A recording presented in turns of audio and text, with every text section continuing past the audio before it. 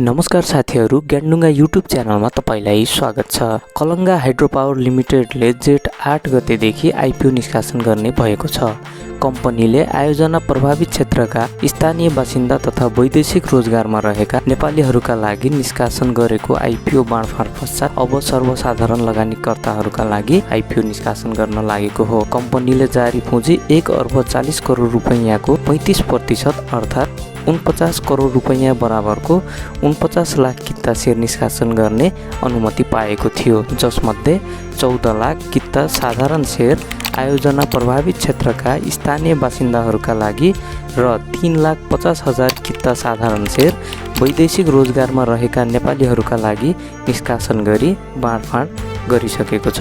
त्यस्तै कम्पनीले 1,95,000 किता सेयर सामूहिक लगानी कोषहरूका लागि र 1,05,000 किता सेयर कर्मचारीहरूका लागि बाँडफाँड गरिसकेको छ। भने कम्पनीले दोस्रो चरणमा बाँकी रहेको 28 करोड 70 लाख रुपैयाँ बराबरको प्रति किता रु 100 रुपैयाँ अंकित मूल्यका 28,70,000 किता सेयर सर्वसाधारण लगानीकर्ताहरूका लागि निष्कासन गर्न लागेको हो। सो आइपिओमा न्यूनतम 10 किताका लागि आवेदन दिनुपर्नेछ भने अधिकतममा 20,000 किताका लागि आवेदन दिन सकिनेछ। निष्कासन बन्द छिटोमा जेठ 13 गते हुनेछ भने ढिलोमा जेठ 22 गते हुनेछ।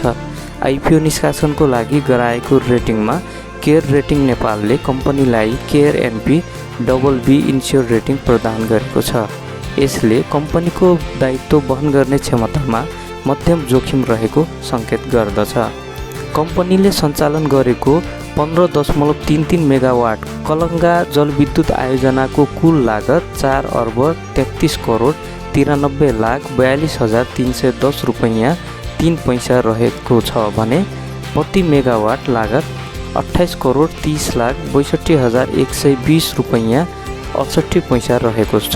सो जलविद्युत आयोजनाको विद्युत अनुमति पत्र 25 वर्ष 1 महिना बाँकी रहेको छ र यस आयोजनाको साधारण लगानी फिर्ता हुने अवधि 9.29 वर्ष रहेको छ भने डिस्काउन्टमा लगानी फिर्ता हुने अवधि 18.01 वर्ष रहेको छ। सो आयोजनाबाट 2079 माघ 27 गतेदेखि व्यवसायी उत्पादन भइरहेको छ। कम्पनीको सेयर निष्कासन तथा बिक्री प्रबन्धक सानिमा क्यापिटल लिमिटेड रहेको छ। लगानीकर्ताहरूले नेपाल धितोपत्र बोर्डबाट अनुमति लिई आजबा सेवा सहभागी बैंक तथा वित्तीय संस्थाहरू तिनका तोकिएका शाखा कार्यालयहरूबाट सी आजबा प्रणाली मार्फत आवेदन दिन सक्नेछन्। यसका साथै CDS एन्ड क्लियरिङ लिमिटेडको सफ्टवेयर मेरो सेयर अनलाइन प्रयोग गरी आवेदन दिन सकिनेछ। यस्तै जानकारीमूलक सूचना पाउन यो च्यानललाई सब्स्क्राइब र लाइक सेयर गरेर सहयोग गरिदिनुहोला। हवस् त, धन्यवाद।